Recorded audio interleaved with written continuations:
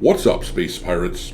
This is your Admiral, the devilishly dank Dr. Disaster, and the amazing strategy, the secret sauce, if you will, for Valve and for King Gaben has long been known: do nothing and claim victory.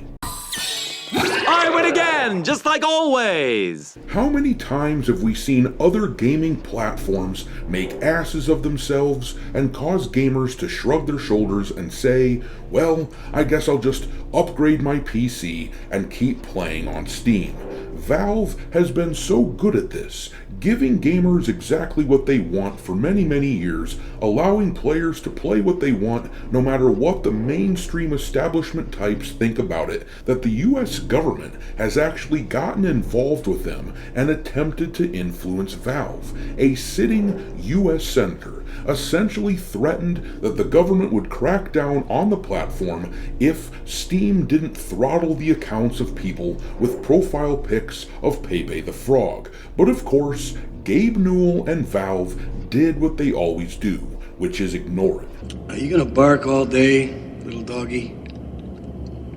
Or are you gonna bite? Now, the senator who wrote this open letter to Steam is a progressive shitlib who wants to control what people think, and he appears to have been in cahoots with the likes of the Anti-Defamation League, who wrote this report here in order to scare people into hating Valve and demanding that they start moderating the platform to their liking.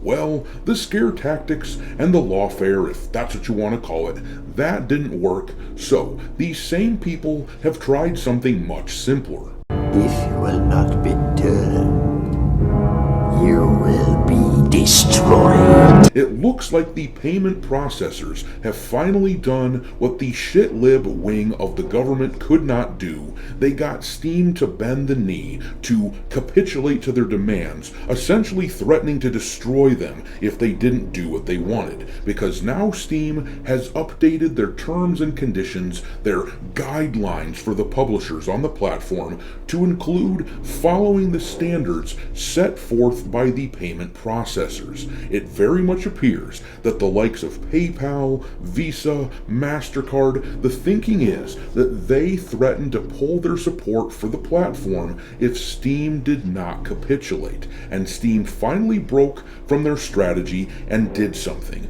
They are now removing adult-oriented material from the platform. They did pretty much the only thing they could do under the circumstances. Again, we see there is nothing you can possess which I cannot take away. Yes, master.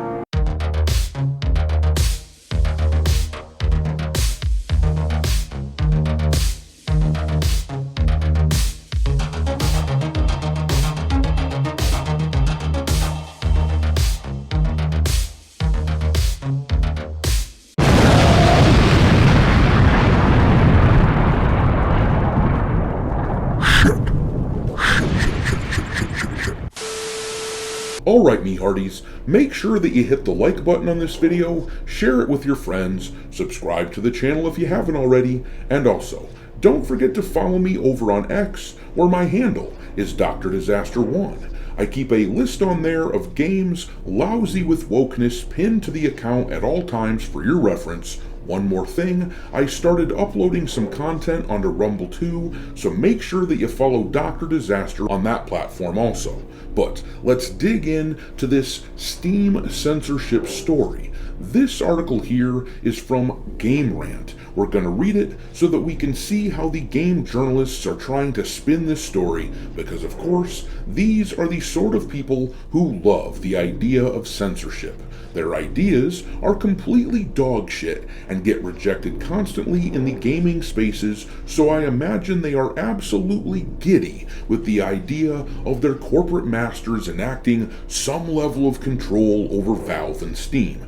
Naturally, they're trying to sell this move to the public by going after a boogeyman that the moralistic people out there will support them chasing after.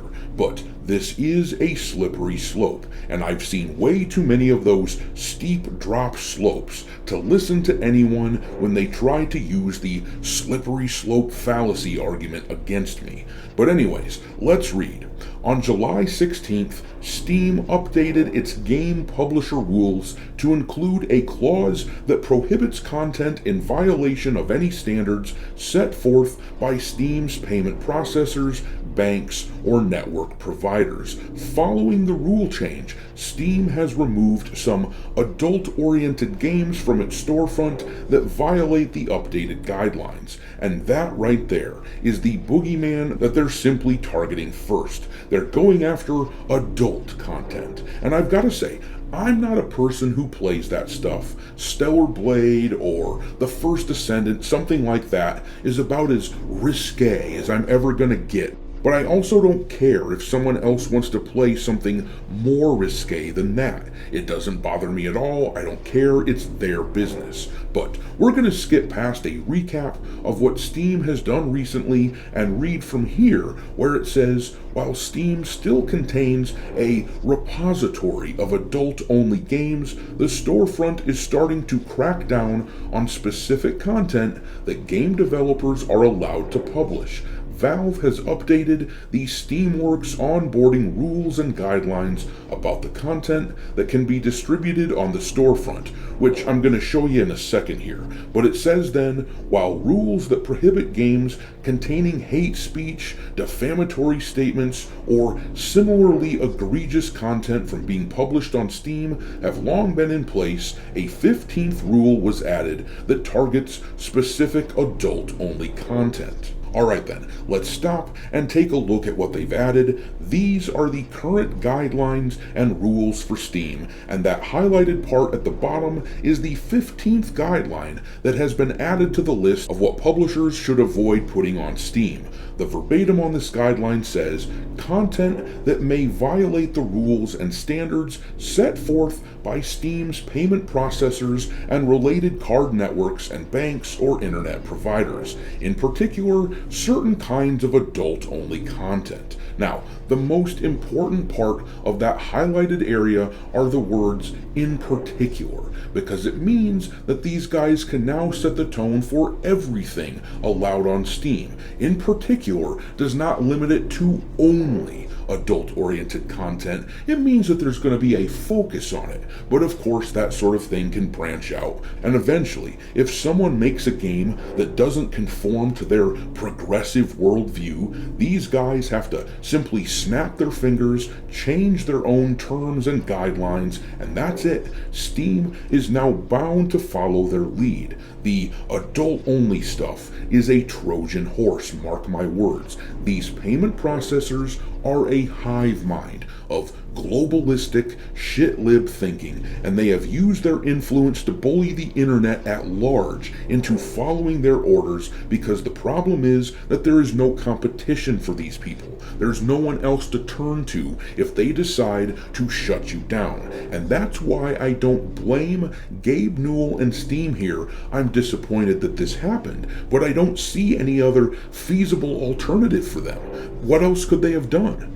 If the payment processors all refuse to service Steam, then that would literally end the company. The fact that these banks and payment processors have this level of power is one of the gravest threats to liberty and freedom of thought that we face. The fact that they exist in this capacity means that no market, no corner of the market at all, is truly free. Not if they want to compete on any kind of scale that matters. Regulation is required to keep these payment processing tyrants in place, because it won't stop here, I promise you. Removing the adult-oriented material sounds good to some people, or even if it doesn't sound good, it at least sounds reasonable. People can stomach it. But this is the Trojan horse, and soon these entities will target games made by people who simply think differently than them. And that is a problem, considering we have no means of fighting back without regulation or something that breaks up their monopoly. But I'm going to leave it there. Drop your contempt for this sort of censorious crap into the comment section below, and we will talk there. Thanks for watching, me hearties. If you haven't already, your Admiral is inviting you to subscribe to the channel and become a part of the crew. Life as a space pirate may not be glamorous, but there's always plenty of booty.